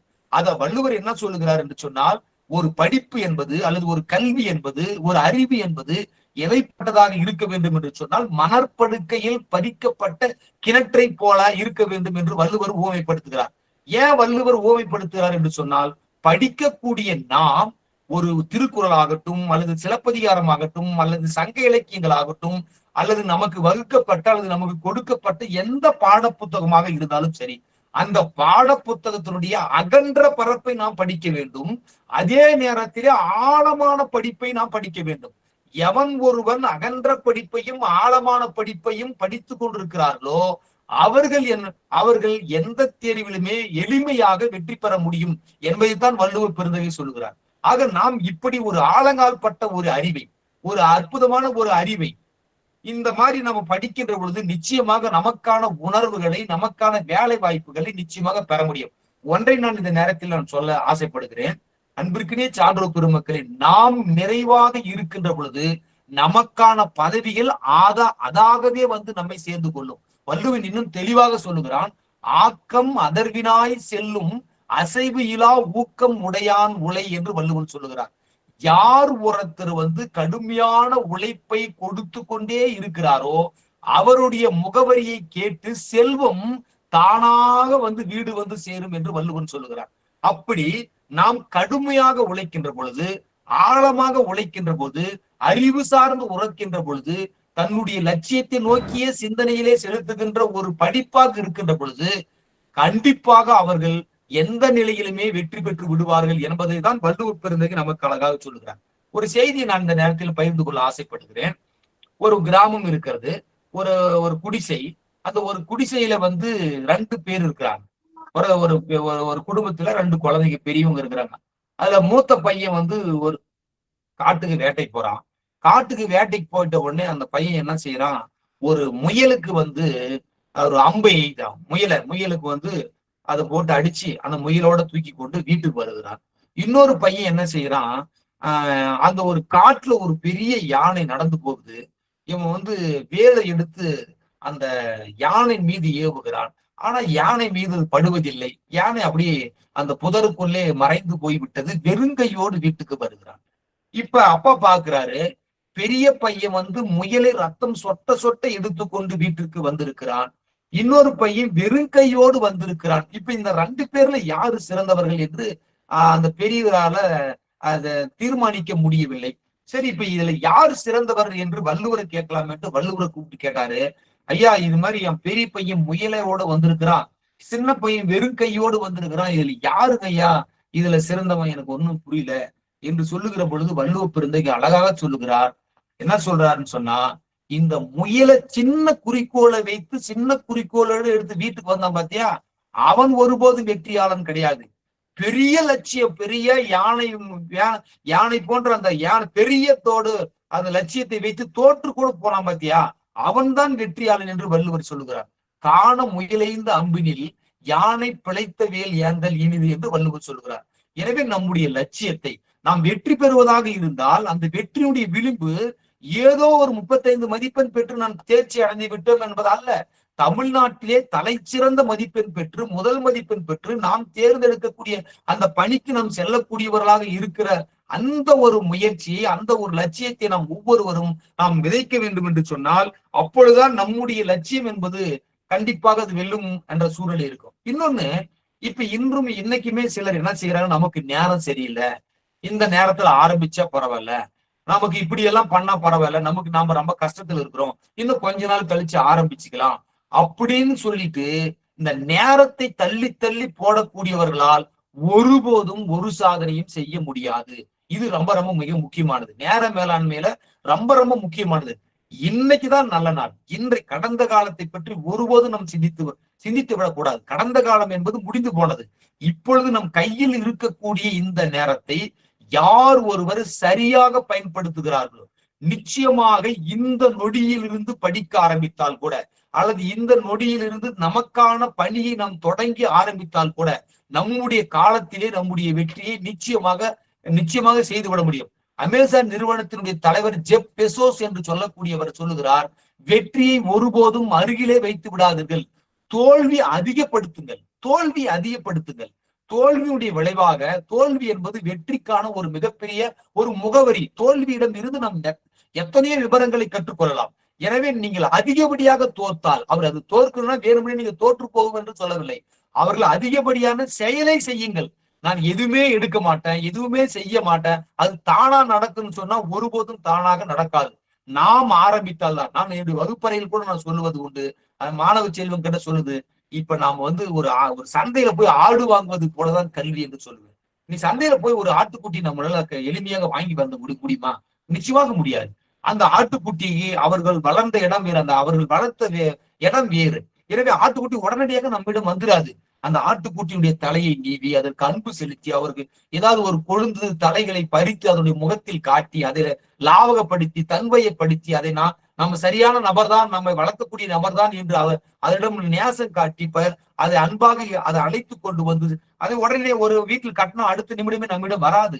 அது கொஞ்சம் முரண்டு பிடிக்கும். அதுக்கு கொஞ்சம் தண்ணி கொடுத்து அதை கொஞ்சம் முதுகுப்புறத்தை தடவி விட்டு அன்பு செலுத்தி அப்புறம் என்ன ஆகும், கொஞ்சம் நாட்பட அது நம்மை நோக்கி நம்முடைய முகத்தை நோக்கி அது துள்ளி குதிக்கக்கூடிய அந்த வாழ்வியலை நாம் பார்த்து கொண்டிருக்கிறோம். கல்வி அதை போலதான், உடனடியாக எதுவுமே வந்து விடாது. நாம் முயற்சி செய்தால், நாம் ஆர்வப்பட்டு முயற்சி செய்தால் நிச்சயமாக அந்த கல்வி ஒருபோதும் நமக்கு அது வராது போறதுக்கு வாய்ப்பே இல்லை. அற்புதமான வரிகள் சொல்லுவார்கள். தலை குனிந்து படித்தவரை கூட தலை நிமிர வைக்கக்கூடிய ஆற்றல் புத்தகத்திற்கு மாத்திரமே உண்டு என்று சொல்கிறார்கள். எனவே அது ஆர்வப்பட்டு செய்யக்கூடிய அத்தனை செயல்பாடுகளுமே நிச்சயமாக அது வெற்றியாகத்தான் இருக்கும். இந்த இடத்துல தன்னம்பிக்கை என்று சொல்லக்கூடியது என்று சொல்றாங்க. நம்மால முடியும், நம்மால முடியும், நம்மால என்னால செய்ய முடியும், ஒன்றும் வேணாம். ஒரு சாதாரண ஒரு 8ஆம் வகுப்பு படித்த ஒரு கவிஞன் இந்த உலக பிரபஞ்சத்தை ஆட்சி செய்யக்கூடிய அளவிற்கு மிகச்சிறந்த கவித்துவமான கவிதைகளை கண்ணதாசன் கொடுத்திருக்கிறார் என்று சொன்னால் அதை நாம் எப்படிப்பட்டதாக சிந்தித்து பார்க்க வேண்டும். கண்ணதாசனை போல வறுமையில் இருந்தவர் யாருமே இல்லை. ஆனால் இந்த தமிழ் பரப்பில் சங்க இலக்கியங்களை எல்லாம் எடுத்து ஒரு அற்புதமான ஒரு பாடல் வரிகளை, திரைப்பட பாடல்களை கொடுத்து இந்த உலகம் உள்ள வரைக்கும் இந்த தமிழ் பரப்பு பேசுகிற அளவிற்கு கண்ணதாசனுடைய கவிதை வரிகள் எல்லா இடங்களும் இருக்கிறது என்று சொன்னால், ஒரு 8ஆம் வகுப்பு படித்த ஒரு மிகப்பெரிய ஒரு பெரிய பல்கலத்தில் படித்தவர்களை விட அற்புதமான கருத்துக்களை எல்லாம் உள்ளே வந்து போட்டு எழுதக்கூடிய ஆற்றல் படைத்தவர்கள் கண்ணதாசன் இருக்க முடியும் என்று சொன்னால், அந்த உள்ளத்திலே அவர் எப்படி இருந்திருப்பார்? ஒன்றை சொல்லுகிறேன், மில்கா சிங் பறக்க மனிதர் என்று சொல்லுகிறார்களே, பெரிய ஓட்டப்பந்தய வீரர்கள் ஒரு நாளிலா ஓடி வெற்றி பெற்றிருப்பார்கள். அவர்கள் தடகளத்தில் ஓடுகிறவர்கள் அவர்கள் தன்னுடைய எண்ணத்திலே ஓடி விடுகிறார்கள். எண்ணத்தினுடைய சிந்தனையிலே வெற்றி பெறுவதாக கருதுகிறார்கள். தினந்தோறும் பயிற்சி எடுக்கிறார்கள். அவர் ஒரு நாளில் ஓடுபவர்கள் அல்ல. அவர் பல்லாயிரக்கணக்கான நாள் இந்த திடலில் ஓடுபவர்கள் அல்ல. அவர்கள் தினந்தோறும் வாய்ப்புகள் கிடைக்கின்ற போது அயராத முயற்சி பட்டு அயராமல் தினந்தோறும் ஓடி வெற்றி பெற்றதன் விளைவுதான் அந்த நாடு கடந்த போட்டியிலே அவர்களால் வெற்றி பெற முடியுது. ஒரு நாளில் எதுவுமே நடந்து விடாது. ஒரு நாளில் ஒரு மரம் ஒரு விருட்சமாகிறதுக்கான வாய்ப்புகளே இல்லை. எனவே இது தொடர்ந்த முயற்சி தான் நமக்கு கண்டிப்பாக பலன் தராமல் போவதற்கான வாய்ப்பே கிடையாது. எனவே வள்ளுவன் என்ன சொல்லுகிறார்? ஊழையும் உப்பக்கம் காண்பர். தனக்கு வந்தக்கூடிய விதியை கூட மாற்றக்கூடிய சக்தி உழைப்புக்கு உண்டு, ஊக்கத்திற்கு உண்டு என்று சொல்கிறார். எனவே அந்த உழைப்பை நாம் இந்த நேரத்திலே, இந்த படிப்பிலே, இந்த கல்வியிலே நாம் கடைபிடிக்கக்கூடிய ஒரு நேரத்தில் நாம் இருக்கிறோம். ஒன்றை நான் சொல்லுகிறேன். கிரேக்க நாட்டிலே மைலேரி என்கிற ஒரு இளைஞன் இருக்கிறார். கிரேக்க நாட்டு தேசத்திலே மைலேரி என்பவர் ஒரு மிகப்பெரிய ஒரு பெரிய காளை மாட்டை தூக்கி விடுகிறான். வந்து பார்க்கிறவர்கள் சொல்லுகிறார்கள், எப்படி அப்பா இப்படிப்பட்ட ஒரு காளையை தூக்கி விட்டாயே, உனக்கு எப்படி இது சாத்தியமானது என்று கேட்கிறார்கள். மைலேரி சொல்லுகிறார், நான் சிறு வயதில் இருக்கிற போது என் வீட்டில் இது கன்றாக இருந்தது. நான் வீட்டிலே பள்ளிக்கூடத்திற்கு செல்வேன், வருவேன், இந்த கன்றை தூக்கி என் தோல் மேல் வைத்துக் கொள்வேன். அதன் பிறகு நானும் வளர்ந்தேன், இந்த கன்று காளையானது. நானும் வளர்ந்தேன், இந்த கன்று இப்பொழுது காளையானது. இப்பொழுது காளையாக தூக்கக்கூடிய எனக்கு எந்த ஒரு சுமையும் இல்லை என்று மைலேரி சொல்கிறார். இந்த மைலேரி போலேதான் இந்த வாழ்க்கையுடைய தத்துவங்களை நாம் சிந்தித்து பார்க்க வேண்டும். இந்த உலகத்தினுடைய பிரபஞ்சங்களை அத்துணை பேரும் வென்று சாதனையாளர்களாக உருமாறி இருக்கிறார்கள் என்று சொன்னால், அந்த சாதனையாளர்களுடைய உருமாற்றத்தினுடைய பின்புலம் இருப்பது அவர்களுடைய நெஞ்சத்திலே அழுத்தப்பட்ட அந்த வழி, அந்த வழியை கடந்த அவருடைய பாதை, அந்த பாதைக்காக அவர்கள் திட்டமிட்ட செயல்பாடுகள். இந்த செயல்பாடுகள் வழியாகத்தான் அவர்கள் ஒவ்வொரு போதும் கற்றுக்கொண்டதன் விளைவாகத்தான் அவர்கள் சாதனைகளாக தோற்றம் செய்கிறார்கள். நான் ஒன்றை சொல்ல ஆசைப்படுகிறேன். அன்பிற்கிடையே சான்றோர் பெருமக்களே, வேலூர் என்று சொல்லக்கூடிய நம்ம அருகாமையில் இருக்கக்கூடிய மாவட்டத்திலே ஒரு மருத்துவர் இருக்கிறார். அந்த மருத்துவருடைய அந்த வீட்டிலே ஒரு சின்ன குழந்தை இருக்கிறது. அந்த மருத்துவரிடம் போய் ஒரு பெரியவர் சொல்றார், ஐயா, இந்த மாதிரி என்னுடைய மகள் பிரசவத்திற்காக துடித்துக் கொண்டிருக்கிறார், கொஞ்சம் நீங்க வந்து பிரசவம் பார்த்து விட்டு போனால் கொஞ்சம் சரியாக இருக்குமே என்று சொல்லுகிறார். உடனே அந்த வீட்டுல இருக்கக்கூடிய சின்ன குழந்தை சொல்லுது, எங்க அப்பா வந்து உள்ள இருக்கிறாரு, நான் வர சொல்றேன்னு சொல்லி. உடனே அந்த பெரியவர் சொல்றாரு, அப்படியா, இல்லையே, பிரசவம் பார்ப்பதற்கு ஆண் மருத்துவரா, அது எப்படி, எங்க வழக்கத்துல எல்லாம் சரியா படலையே அப்படின்னு சொல்லிட்டு அந்த ஆள் போயிறாரு. அதுக்கப்புறம் இன்னொரு பெண் பிரசவத்திற்காக அதே போல வந்து கேட்கிறாருங்க. அதே மாதிரி அந்த அந்த சின்ன குழந்தை சொல்லுது, எங்க அப்பா வந்து உள்ள இருக்க வர சொல்றேன்னு சொல்றாங்க. இல்ல, ஒரு பெண் பிரசவத்தை வந்து ஒரு ஆண் மருத்துவர் எப்படி பார்ப்பது, எங்களுடைய வழக்கத்துல சரியா தெரியலையா, அது எந்த விதத்தில் நியாயமா இருக்கும். உடனே அந்த அந்த குழந்தை புலம்புகிறது. அடடா, என்ன இது ஒரு வித்தியாசமான ஒரு நாடாக இருக்கிறது. நம்ம நாட்டு அவங்க வெளியூர்ல இருந்து இங்கிலாந்துல இருந்து இங்க வந்தவர்கள். என்ன நம்ம நாட்டில இருந்து இப்படி இந்த அங்கெல்லாம் அப்படி இல்லையே, எல்லாருமே ஒரே மாதிரி தான் பார்ப்பாங்க. இங்க பெண் ஆண் என்ற ஒரு வேறுபாடு பார்க்கிற ஒரு சூழல், அது மருத்துவத்தில் போய் பார்ப்பதா என்று அந்த குழந்தை சொல்லுகிறது. ஓ, இங்க இப்படிதான் இருக்குது. சரி, அப்ப ஒரு பெண்ணினுடைய பிரசவத்தை ஒரு பெண்ணே பார்ப்பதுதான் நீங்க வழக்கமா? அப்படி இருக்கட்டும் என்று சொல்லி அந்த பெண் என்ன செய்யறா, அவங்க அப்பா கிட்ட சொல்லிட்டு அந்த பெண் போய் இங்கிலாந்தில தேசத்திலே போய் மருத்துவராக பணியாற்றி மருத்துவராக படித்து இந்த இந்தியாவிலே வந்து அது ஒரு பெண் மருத்துவராக தன்னுடைய பணியை தொடக்க காலத்திலே ஆரம்பித்து அந்த பெண் மருத்துவராக ஆரம்பித்து வேலூரிலே ஒரு சிறந்த மருத்துவமனையை ஆரம்பித்து வேலூர் சிஎம்சி என்று சொல்லக்கூடிய மருத்துவமனை ஆரம்பித்து இன்றைக்கு ஒரு பெரிய சேவை செய்து கொண்டிருக்கக்கூடிய ஐடாஸ் கட்டர் என்று சொல்லக்கூடிய அந்த பெண் மருத்துவருடைய அந்த நிலையின் காரணமாகத்தான் இன்னைக்கு சிஎம்சி மருத்துவமனை இருக்கிறது. இந்த இடத்திலே நாம் ஒன்றை சிந்தித்து பார்க்க வேண்டும்.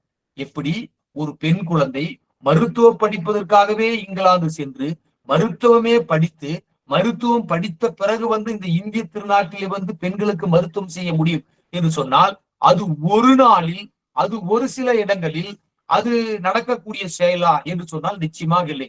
அதனுடைய மனதிலே அந்த பெண்ணுக்கு அந்த எண்ணங்களும் அந்த இலக்குகளும் மாற்றப்பட்டிருக்கலாம். ஆனால் அந்த பெண் தன்னுடைய லட்சியம் என்பதே இந்த இந்திய திருநாட்டில் நான் சேவை செய்ய வேண்டும் என்கிற ஒப்பற்ற நோக்கோடு அந்த பெண் படித்திருக்கிறாள், மருத்துவராயிருக்கா.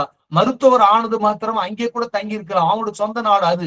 ஆனாலும் கூட இங்கு வந்து பணியாற்ற வேண்டும். இந்த இந்த பூமி பரப்பில் எல்லா மனிதர்களும் சிறந்தவர்கள், அவர்களுக்கு நாம் பணியாற்ற வேண்டும் என்ற ஒரு உயர்ந்த பண்பாட்டோடு இங்கு ஆரம்பித்து இன்றைக்கு எண்ணற்ற இந்தியாவிலே தலைச்சிறந்த மருத்துவமனையாக இருக்கிறது என்று சொன்னால் அந்த வழி என்பது அந்த லட்சியம் என்பது அது எப்படிப்பட்ட ஒரு ஒரு உயர்ந்த லட்சியமாக இருக்கிறது என்பதை நாம் சிந்தித்து பார்க்க வேண்டும். ஒரு சாதாரண ஒரு ஒரு ஒரு நிலையில் இருக்கக்கூடிய அந்த ஒரு லட்சியமாக இருந்தாலும், ஒரு உயர்ந்த லட்சியமாக இருந்தாலும், இந்த இந்திய நாட்டுக்காக அல்லது நாம் என்ன செய்கிறோமோ அதனுடைய உயர்ந்த லட்சியத்தாக வாழ்க்கையை வாழ்ந்து கொண்டிருக்கக்கூடிய அந்த தன்னம்பிக்கை தான் நமக்கு இங்கு பாடமாக தேவைப்படுகிறது. அதனால அன்புக்குரிய சான்றோர் பெருமக்களே, உள்ளபடியாக எல்லா இடங்களிலும் தோல்வி உண்டு, எல்லா இடங்களிலும் ஏமாற்றம் உண்டு, எல்லா இடங்களிலுமே நாம் புறத்தாக்குதல் என்பது எல்லா இடத்திலும் இருக்கத்தான் செய்கிறது. அதை நாம் செவிசாய்க்க கூடாது. நம்முடைய லட்சியத்தை நோக்கி நாம் பயணிக்கின்ற பொழுது எண்ணற்ற இடையூறுகள் வரலாம். அதை பற்றி நாம் கவலைப்படக்கூடாது. இன்றைக்கு இசையிலே மிகப்பெரிய ஞானியாக இருக்கக்கூடிய இளையராஜா 1973 முதலாக இந்த திரைத்துறைக்கு வருகிறார். அப்படி திரைத்துறைக்கு வருகின்ற பொழுது அவருடைய அன்னார் வந்து எழுத்தாளர் பாவலர் வரதராஜன் வந்து சில நேரங்களில் சில மனிதர்கள் என்று சொல்ல எழுதக்கூடிய நம்முடைய ஜெயகாந்தன் வீட்டிற்கு அவர்களை நீங்க போங்க சென்னைக்கு என்று சொல்கிறார். அப்படி சென்னைக்கு போகின்ற பொழுது சென்னை வீட்டிலே போய் ஜெயகாந்தன் வீட்டிலே போய் அவர்கள் எல்லாம் கங்கை அமரன், இளையராஜா இப்படிப்பட்ட அந்த இசை குடும்பங்கள் போய் அமர்ந்து அவரோட பேசுகிறார்கள்.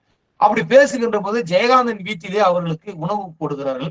இட்லி எல்லாருக்குமே கொடுத்து சாப்பிட சொல்கிறார்கள்.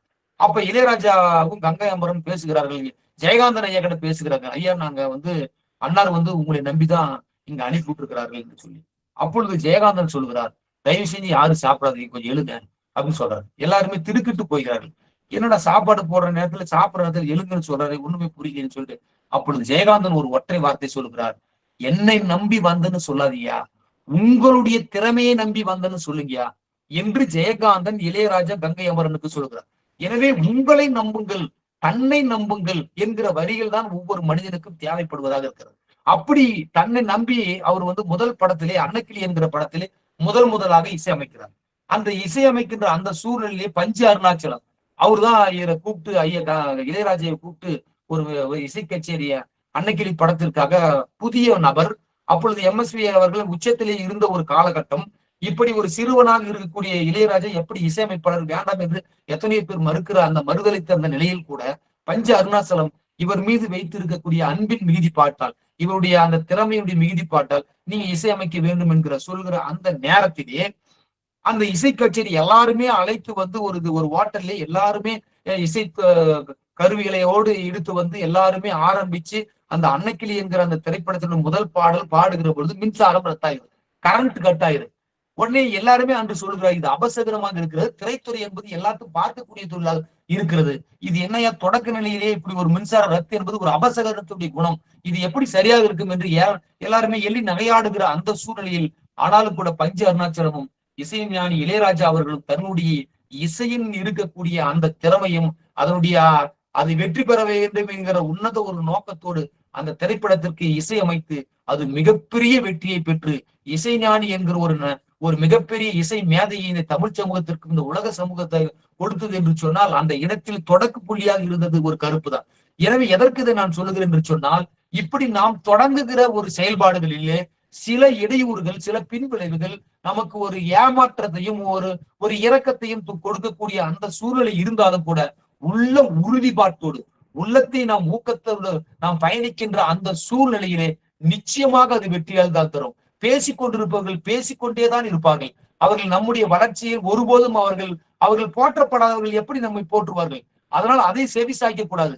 உள்ளபடியாகவே காலத்திற்காகவும் தேர்வுக்காகவும் நாம் காத்திராமல், நான் நிரம்ப இருக்கிறேன், நான் நிரம்ப படித்துக் கொண்டிருக்கிறேன், நான் தினந்தோறும் வாசிக்கிறேன், நான் தினந்தோறும் படித்துக் கொண்டே இருக்கிறேன், எனக்கு எப்பொழுது இன்றே தேர்வு வந்தாலும் சரி நான் அதில் வெற்றி பெறுவேன் என்கிற உள்ள உறுதிப்பாட்டோடு யார் ஒருவர் இருக்கிறாரோ அவர்களுக்கு தேர்வு என்பது இன்றோ நாளையோ, நாளை மறுதினமோ அல்லது அடுத்த மாதமோ அடுத்த வருடமோ அது அல்ல தேர்வு. அவர்கள் இன்றே நிரம்ப பெற்றவர்கள். அவர்களுக்கு பணி நியமன ஆணைதான் கொடுக்கப்படவில்லையே தவிர அவர்கள் பண்பட்டவர்களாக இருக்கிறார்கள், அவர்கள் திறம் வாய்ந்தவர்களாக இருக்கிறார்கள், அவர்கள் என்றைக்குமே வெற்றி பெறக்கூடியவர்களாக இருக்கிறார்கள். எனவே இந்த தன்மையை, இந்த லட்சியத்தினுடைய விதையை, இந்த லட்சியத்தை நோக்கிய பயணத்தை, இந்த விடாமுயற்சியை யார் ஒருவர் கடைபிடித்துக் கொண்டிருக்கிறார்களோ அப்படிப்பட்ட மனிதர்களை இந்த வரலாற்று சுவடுகள் நிச்சயமாக எடுத்துக்கொள்ளும், இந்த வரலாற்றினுடைய பக்கங்கள் நிச்சயமாக எடுத்துக்கொள்ளும் என்பதைதான் நாம் உணர்ந்து கொள்ள வேண்டிய விஷயமாக இருக்கிறது.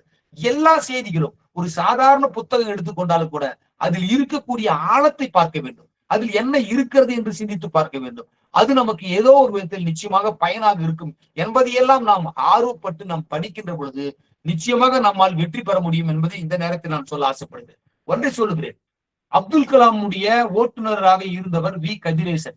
உங்களுக்கு எல்லாம் தெரியும், ஹைதராபாத்திலே அப்துல் கலாமோடு அவருடைய வாகனத்தை இயக்கக்கூடிய ஓட்டுநர் பொறுப்பில் இருந்தார். அப்பொழுது அப்துல் கலாம் ஐயா அவர்கள் கதிரேசன் ஐயாவிடம் கேட்கிறார்கள், ஐயா நீங்கள் என்ன படித்திருக்கிறீங்க என்று கேட்கிறார்கள். அப்பொழுது அவர் கதிரேசன் ஐயா சொல்லுகிறார், நான் 10ஆம் வகுப்பு ஃபெயில் என்று சொல்லுகிறார், எனக்கு ஆங்கிலம் அறவே வராது, அதனால்தான் ஓட்டுநர் பணிக்கு நான் வந்திருக்கிறேன் என்று சொல்கிறார்கள். அப்துல் கலாம் அவர்கள் அழகாக சொன்னார்கள், நீ ஏன் படிக்க கூடாது, உங்களால் முடியுமே, நீங்க முயற்சி பண்ணுங்கன்னு சொல்லி நான் சொல்லி கொடுக்கிறேன் என்று சொல்லி அப்துல் கலாம் ஐயா அவருக்கு ஆங்கிலத்தை கற்றுக் கொடுத்து எந்த தேர்வில் அவர் தோல்வி அடைந்தாரோ அதே தேர்விலே 44 மதிப்பெண் பெற்று ஆங்கிலத்தில் தேர்ச்சி பெறுகிறார்.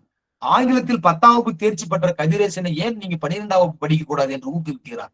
ஊக்குவித்த விளைவு 12ஆம் வகுப்பு தேர்வு பெறுகிறார். 12ஆம் வகுப்பு தேர்வு பெற்ற ஏன் நீங்கள் பட்டம் பெறக்கூடாது என்று சொல்லி BA வரலாறை படிக்க சொல்லுகிறார். அதற்கான கட்டணத்தையும் ஐயா செலுத்துகிறார். அதன் பிறகு BA முடித்த பிறகு MA நீங்க ஏன் படிக்க கூடாது என்று சொல்லி MA படிக்கிறார். MA படித்த பிறகு அவர் டெல்லியிலே இருக்கக்கூடிய நம்ம பிரதம மந்திரியினுடைய அறிவியல் ஆலோசகராக பணிமாறுதல் அங்கு செல்லுகிறார். அதன் பிறகு கூட விடாமல் நீங்கள் BA MA முடித்த பிறகு ஏன் நீங்கள் ஒரு முனைவர் பட்டம் பெறக்கூடாது என்று சொல்லி அவர்கள் PhD பட்டத்திற்கான வாய்ப்பையும் சூழ்நிலையும் ஏற்படுத்துகிறார். அப்படி PhD பட்டத்தை ஏற்படுத்திய பிறகு அதன் பிறகு அவர் கடுமையாக உழைத்து படித்து அவர் அப்துல் கலாம் ஐயா அவர்கள் கொடுத்த உத்வேகமும் அவருடைய அயராத உழைப்பும் காரணமாக அவர் இன்றைக்கு ஓய்வு பெற்ற நிலையிலும் கூட, இராணுவ பணியில் ஓய்வு பெற்றாலும் கூட தற்பொழுது ஒரு மனோன்மணியம் சுந்தரனார் பல்கலைக்கழகத்தினுடைய பக்கத்தில் இருக்கக்கூடிய ஒரு அரசு கலைக்கல்லூரியிலே அவர் ஒரு கௌரவ விரிவுரையாக பணியாற்றி வருகிறார் என்ற உயர்ந்த செய்தி நம்மால் அறிய முடிகிறது. ஆக ஒரு ஓட்டுநர் பேராசிரியராக பதவி உயர்வு பெறுகிறார் என்று சொல்லுகிற பொழுது அதில் இருக்கக்கூடிய சுமைகள், அதில் இருக்கக்கூடிய வழிகள், அதற்காக அயராது அவர் உழைத்ததனுடைய விளைவுதான் இன்றைக்கு அவர் ஒரு மிகப்பெரிய ஒரு பேராசிரியர் பெருந்தகையாக இருக்கிறார். அன்பிற்குனே சான்றோர் பெருமக்களே, எல்லா நிலையில் இருந்தாலும் ஒரு உயர்ந்த நிலையை அடைய வேண்டும் என்றால் நம்முடைய நோக்கமும் அந்த நோக்கத்திற்கான அந்த லட்சியமும் அந்த லட்சியத்தை நோக்கி பயணிக்கக்கூடிய விடாமுயற்சியும் நிச்சயமாக நம்மளுக்கு ஒரு மிகப்பெரிய வெற்றியை நமக்கு தேடித்தரும் என்பது இப்படிப்பட்ட வாழ்க்கையினுடைய தத்துவங்களது நம்மால் பெற முடிகிறது என்பதை நாம் இந்த நேரத்தில் நாம் சொல்ல முடியும். ஒன்றை நான் சொல்ல ஆசைப்படுகிறேன். ஒருத்தர் என்ன செஞ்சான், சரியா படிக்கல, சரியா படிக்காத விளைவாக அவருக்கு என்ன ஆச்சுன்னு சொன்னா அவருக்கு வேலை கிடைக்கல. சரியா வேலை கிடைக்காதனுடைய விளைவா அவருக்கு திருமணம் ஆகல. எதுவுமே தன்னுடைய வாழ்க்கையில நிர்கதியற்று நிற்க போய் அந்த சூழ்நிலையிலே அவன் என்ன செய்யறான், சரி இனிமேல் நாம் வாழ்வது அர்த்தமற்றது, நம்ம எப்படியாவது போய் நாம் மரணிச்சிடலாம்னு சொல்லிட்டு ஒரு பெரிய கோயில், ஒரு மலை உச்சிக்கு போறான். மலை உச்சியிலிருந்து நாம் போய் தற்கொலை செய்து கொண்டு நம்முடைய வாழ்க்கையை முடித்துக் கொள்ளலாம் என்று அவன் செல்லுகிறான். அப்படி செல்லுகிற பொழுது ஒரு கோயிலுடைய மேற்பரத்துல ஒரு பெரிய மரம், அந்த மரத்தின் அடியில் சற்று களைப்பு நீங்க படுக்கலாம்னு சொல்லிட்டு அப்படி படுத்து உறங்குறான். அப்படி உறங்குகின்ற பொழுது அவருடைய கனவிலே ஒரு வாசகம் பேசுகிறது. என்ன வாசகம் என்று சொன்னால், வாழ்க்கை என்கிற வாசகம் பேசுகிறது. மனிதா எழு என்று சொல்லுகிறது. இவன் சொல்ற திரும்பி திரும்பி பார்க்கிறான், யாருமே இல்லை. யாரு என்னை எழுப்புவது? நான் தான் வாழ்க்கை வந்திருக்கிறேன் என்று சொல்லுது. நான் தான் வாழ்க்கை வந்துருச்சா? நான் சாவலான்னு போயிருக்கிறேன், என்னை எதுக்கு எழுப்புறேன்னு சொல்றான். எப்பா வாப்பா, என்னுடைய முதல் எழுத்தை பார் என்று சொல்லுது அந்த வாழ்க்கையுடைய வார்த்தை. என்ன உன்னுடைய முதல் எழுத்தை? முதல் எழுத்து வா. வாப்பா கிடையாது, நான் சாவலான்னு போறேன், நீ என்னை வான்னு கூப்பிடாத. என்னை எதுக்கு கூப்பிடுற? எனக்கு படிப்பு ஏறல, எனக்கு வாழ்க்கை அமையல, திருமணம் ஆகல, என்னுடைய வாழ்க்கையை முடித்துக் கொள்ள போகிறேன், என்னை விட்டுரு. எப்ப வாப்பா, என்னுடைய முதல் எழுத்தும் இரண்டாம் எழுத்தும் பார். என்ன உன்னுடைய முதல் எழுத்து இரண்டாம் எழுத்து? முதல் எழுத்து வா, இரண்டாம் எழுத்து இல். வாயா, வாழ், வாழ் வா அப்படின்னு சொல்லுது. சரி, நான் எதை கொண்டு வாழ்வது என்று கேட்கிறான். என்னுடைய கடைசி எழுத்தை பார் என்று சொல்லுது. என்ன உன்னுடைய கடைசி எழுத்து? என்னுடைய கடைசி எழுத்து கை. கை கொண்டு வாழ்யா? இல்லப்பா, நான் சாவலான்னு போறேன், நீ வான்னு சொல்ற, வாழ்ன்ற, கை கொண்டு வாழ்ன்னு சொல்ற. சரி ரைட்டு, நான் எப்படி வாழ்வதுன்னு சொன்னேன். சரி, என்னுடைய முதல் எழுத்தையும் இரண்டாம் எழுத்தையும் கடைசி எழுத்தையும் பாருங்க. என்ன முதல் எழுத்து, மூன்றாம் எழுத்து, கடைசி எழுத்து? முதல் எழுத்து வா, இரண்டாம் எழுத்து ஈக்கு, கடைசி எழுத்து கை. வாக்கு, வாக்கு நியாயமாகவும் சுத்தமாகவும் நேர்மையாகவும் பொய் பேசாமல் உண்மையை பேசி கொண்டு வாழ். சரி, வான்னு சொல்ற, வாழ்ன்னு சொல்ற, கை கொண்டு வாழ்ன்னு சொல்ற, வாக்கை கொண்டு வாழ்ன்னு சொல்ற. இப்படி நான் வாழ்ந்தா எனக்கு என்னமா கிடைக்கும் என்று கேட்கிற பொழுது அந்த வாழ்க்கை என்ற வாசகம் சொல்லுது, என்னுடைய முதல் எழுத்தையும் கடைசி எழுத்தையும் பார் என்று சொல்லுகிறது. முதல் எழுத்து என்ன? வா. கடைசி எழுத்து என்ன? கை. எனவே யார் ஒருவர் தன்னுடைய வாழ்க்கையை உண்மையாகவும் நேர்மையாகவும் திறமையாகவும் வாழ்கிறாரோ அவருக்கு வாகை என்கிற வெற்றி மாலை சூடும் என்பது அந்த கதையின் வாயிலாக நமக்கு தெரிந்து கொள்ளக்கூடிய ஒரு உண்மையாக இருக்கிறது. எனவே இப்படி தன்னை நம்பி, தன்னுடைய உணர்ச்சியை நம்பி, தன்னுடைய வாக்கை நம்பி, தன்னையே நம்பி இருக்கக்கூடிய ஒரு ஜீவன் என்றைக்குமே தோற்று போவதற்கான வாய்ப்பே இல்லை. அபிரகாம் லிங்கன் எப்படிப்பட்டவர்? இந்த உலகத்தினுடைய பிரபஞ்சங்கள் ஒரு சாதாரண மனிதன் கூட ஒரு சாதனை மனிதனாக பிறப்பெடுக்க முடியும் என்பதற்கு ஒரு எடுத்துக்காட்டன கண்ணுக்கு தெரிந்த வரலாற்று சான்றாக அபிரகாம் லிங்கன் அவர்கள் இருக்கிறார்கள். எத்தனை முறை தோல்வி, ஒன்றா இரண்டா?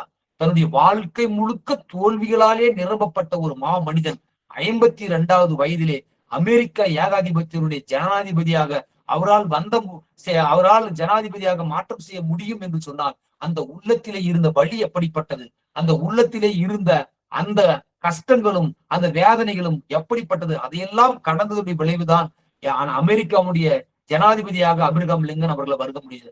எனவே அப்படி ஒரு நிலைக்கு அவர் உந்தப்பட்டதற்கு காரணம் என்ன? அது எளிமையாக நடந்திருக்குமா? அது எளிமையான ஒரு செயல்பாடு இருந்திருக்க முடியும்? வரலாற்றுக்கு பக்கம் ஒரு சாதாரண ஒரு மனிதர், ஒரு சாதாரண ஒரு குடிமட்ட அடித்தட்டு மனிதனாக இருந்தவன் ஒரு அமெரிக்காவுடைய ஜனாதிபதி ஆக முடிந்தது என்பது எல்லாம் ஒரு முடியாது என்றாலும் கூட அது கண்முன்னால இருக்கக்கூடிய ஒரு மிகப்பெரிய தத்துவமான ஒரு சாட்சியாக இருக்கிறது. அந்த சாட்சி தான் நமக்கு மிக முக்கியமாக இருக்கிறது. அவ்வளவு ஏன், எல்லா புலன்களையும் இழந்த எலன் கெல்லர், தன்னுடைய கண் பார்வை, தன்னுடைய செவி புலன்கள், தன்னுடைய பேச்சு அத்தனையுமே இழந்த அந்த எலன் கெல்லர் இந்த உலக பிரபஞ்சத்திலே ஒரு 8வது அதிசயமாக ஒரு மிகப்பெரிய ஒரு நிலைக்கு எய்தர முடியும் என்று அந்த உலகத்தினுடைய சாட்சியங்களாக வாழ்ந்து விட்டு சென்றதெல்லாம் எதை காட்டுகிறது என்று சொன்னால் அந்த உள்ளத்திலே இருந்த ஊக்கமும் அவர்கள் அந்த லட்சியத்தை நோக்கிய விடாத ஒரு பயணம்தான் இந்த பெரிய பெரிய சாதனை மனிதர்களை நமக்கு தந்திருக்கிறது என்று சொன்னால் நாம் அப்படிதான். எனவே அவ்வளவு ராபர்ட் புரூஸ், ஸ்காட்லாந்து நாட்டினுடைய மன்னன், அந்த ஸ்காட்லாந்து நாட்டில இங்கிலாந்துக்கு ஸ்காட்லாந்துக்கு முன்னாடி மிகப்பெரிய போர் நடக்கிறது. அப்படி போர் நடக்கிற பொழுது இந்த ஸ்காட்லாந்து நாட்டினுடைய ராபர்ட் புரூஸ் என்ன செய்யறாரு, இனிமேல் நம்மளால வாழ முடியாது என்று சொல்லி அந்த நாட்டை விட்டு ஓடுகிறார். ஓடி போய் ஒரு பெரிய குகை, அந்த குகைக்கு நடுவிலே போய் படுத்து அந்த எதிர்நாட்டினுடைய மன்னனுக்கு பயந்து போய் படுத்து கொண்டுகிற அந்த சூழ்நிலையிலே அந்த குகையினுடைய ஒரு ஓரத்தினுடைய ஒரு மூலையிலே ஒரு சிலந்தி அழகாக வலையை பின்னி கொண்டிருக்கிறது.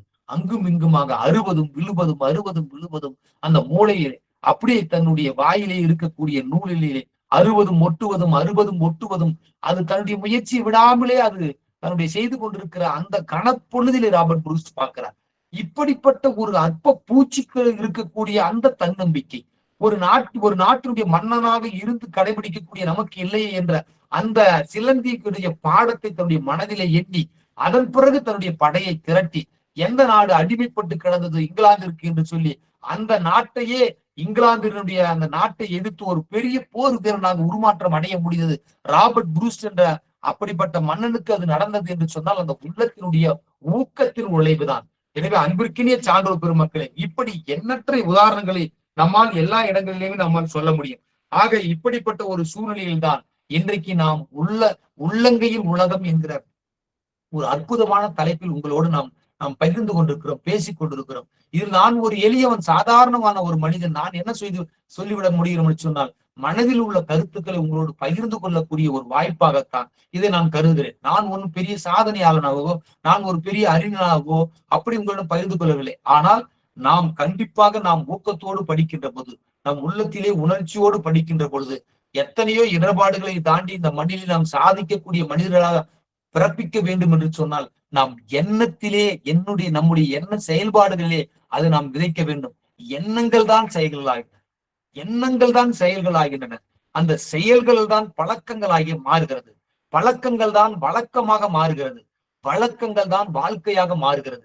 எனவே இந்த எண்ணத்திலே நாம் வைத்து இருக்கக்கூடிய அந்த சிந்தனைகள், அந்த சிந்தனுடைய விளைவுதான் ஒரு மனிதனை ஒரு மிகப்பெரிய உயர்ந்த ஒரு லட்சியத்திற்காக ஒரு உயர்ந்த இடத்தினை சென்று சேர்க்கக்கூடிய ஒரு வாய்ப்பாக இந்த எண்ணங்கள் மாத்திரம்தான் அடைகிறது. எனவே எண்ணத்திலே நாம் என்ன செய்ய வேண்டும் என்று சொன்னால் நாம் கண்டிப்பாக முடியும், நம்மால முடியும், நாம சாதிக்க முடியும், நம்ம நல்லா படிக்க முடியும், நிறைய சிந்திக்க முடியும், ஒரு நூல் அல்ல பல நூலை வாசிக்க முடியும், நிறைய நாம் படித்து நம் ஒரு கண்டென்ட் ஒரு பொருளடக்கத்திற்கு பல நூல்களை வாசிக்கணும்.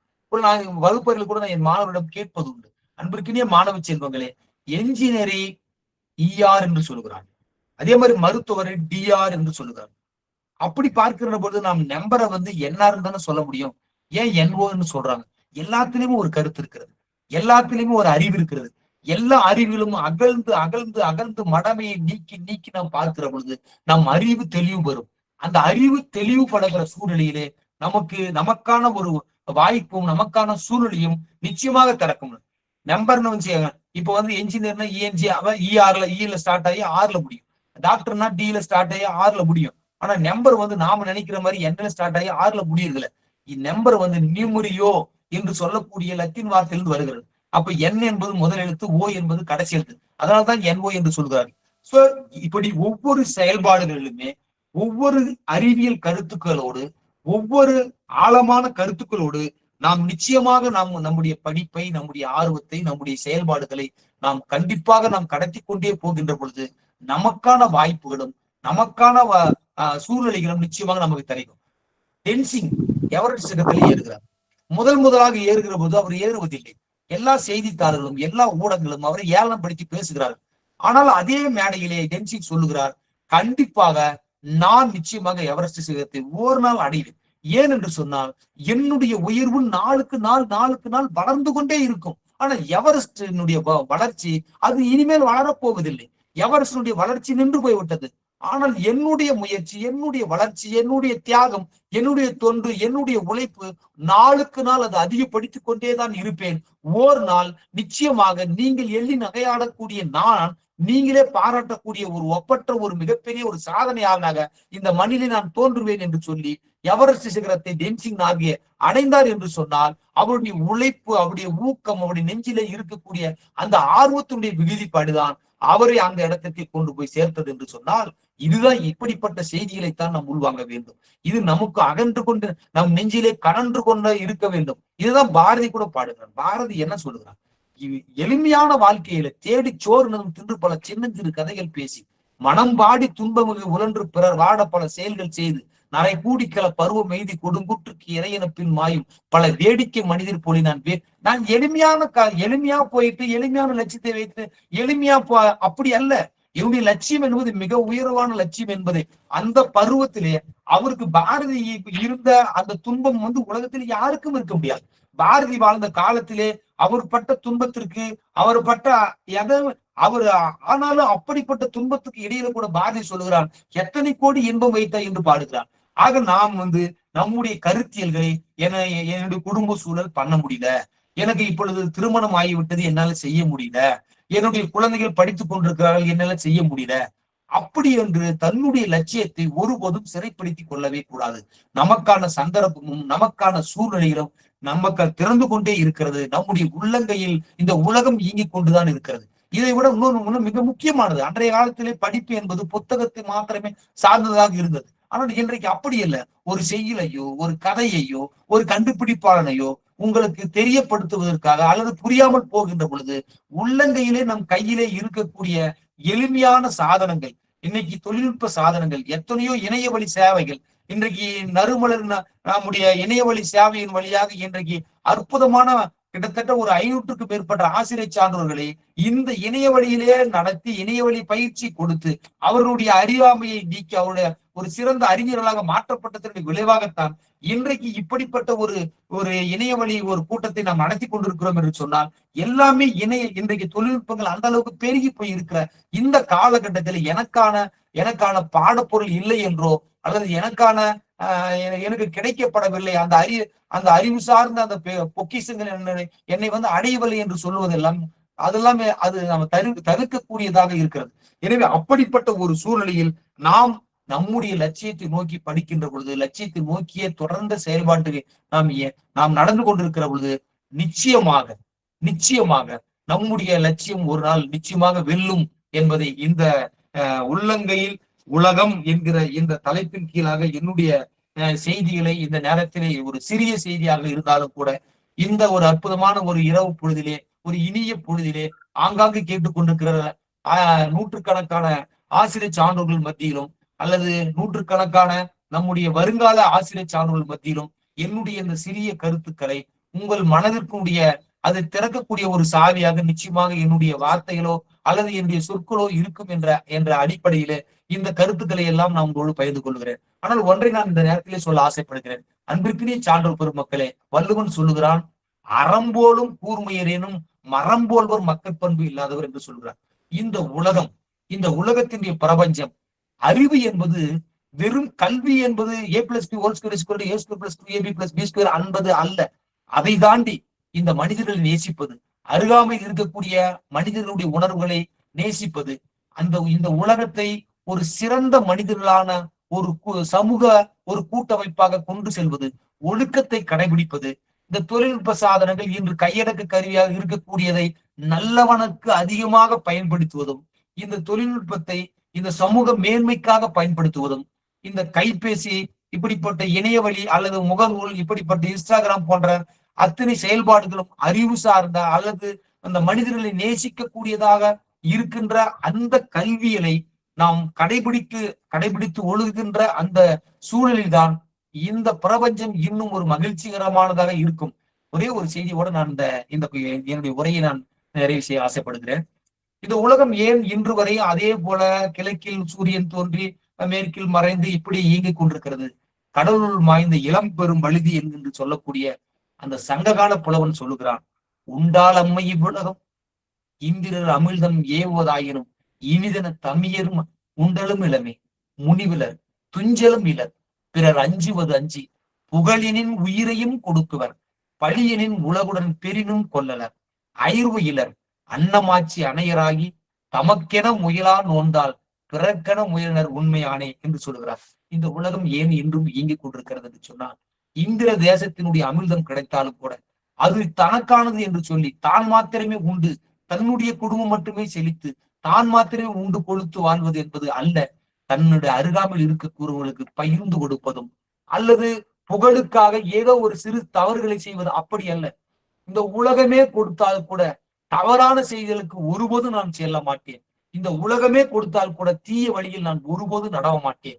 என் மக்கள், என் மண், என் மனித கூட்டம் அவர்களுக்கு சிறிதளவானும் நன்மை செய்வதற்காகவே இந்த மண்ணில் நான் தோன்றிருக்கிறேன் என்ற அந்த சிறிய உணர்வு, இந்த பக்கத்திலே ஒருத்தர் பசித்து இருக்கக்கூடிய அந்த சூழலில் தான் மாத்திரம் உண்டு கொழுப்பதை விட அவருக்கும் பசியினுடைய அந்த அமுதை இட்டு அந்த பசியினுடைய அந்த அந்த நெருப்பை அணைப்பது என்பதும் கூடதான் ஒரு மனிதனுடைய ஒரு சிறந்த ஒரு சான்றாண்மைக்கு எடுத்துக்காட்டாக அமையும் என்று ஏழை மனிதனுடைய அப்படிப்பட்ட ஒரு பெருங்கருணையோடு இந்த மண்ணிலே நாம் வாழ்வது, அப்படி வாழ்ந்து கொண்டிருக்கிற சான்றோர்கள் இருந்த காரணத்தில் தான் இந்த மண், இந்த புவி இன்னும் சுழன்று கொண்டே இருக்கிறது என்று கடவுள் வாய்ந்த இளம்பெரு வழுதி என்பவர்கள் தன்னுடைய சங்க நூற்பாக்களில் பாடலில் பதிவு செய்கிறார்.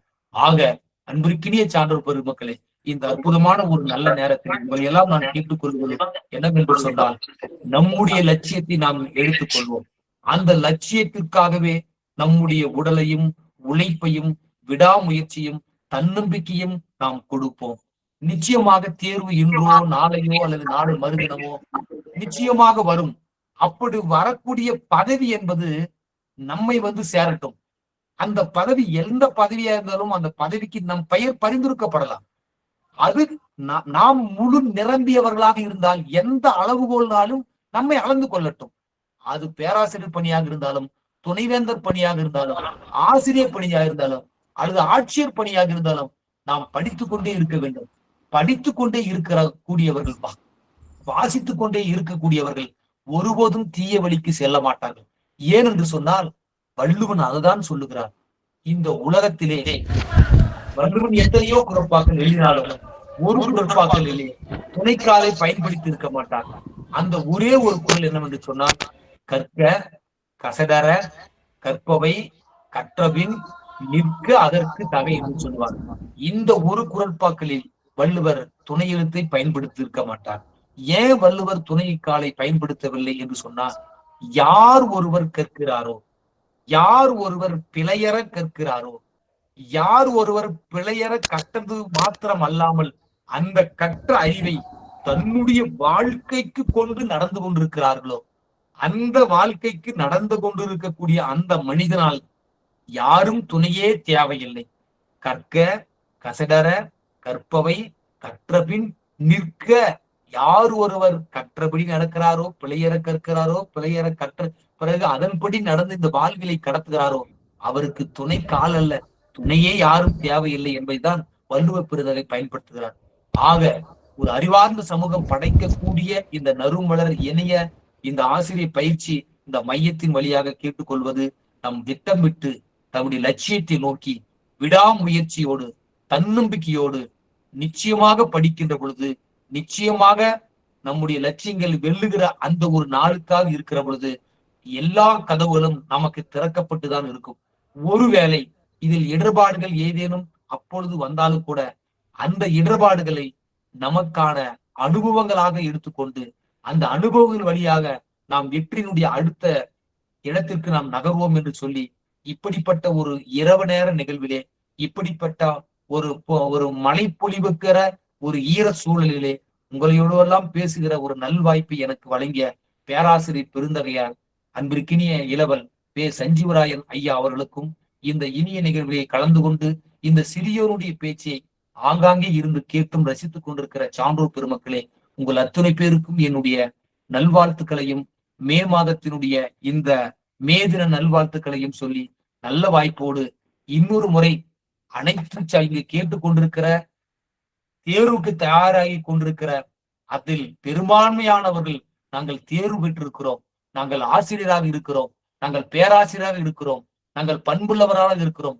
நல்ல மனிதர்களையும் நல்ல மாணாக்கர்களையும் இந்த சமுதாயத்தில் உற்பத்தி செய்து கொண்டிருக்கிறோம் என்று சொல்லுகிற அந்த செவி வழி செய்தி என்னை சேர்ந்தால் இந்த நிகழ்வில் பேசிய பாக்கியம் எனக்கு பெருஞ்சிறப்பாக அமையும் என்று சொல்லி நல்ல வாய்ப்புக்கு நன்றி கூறி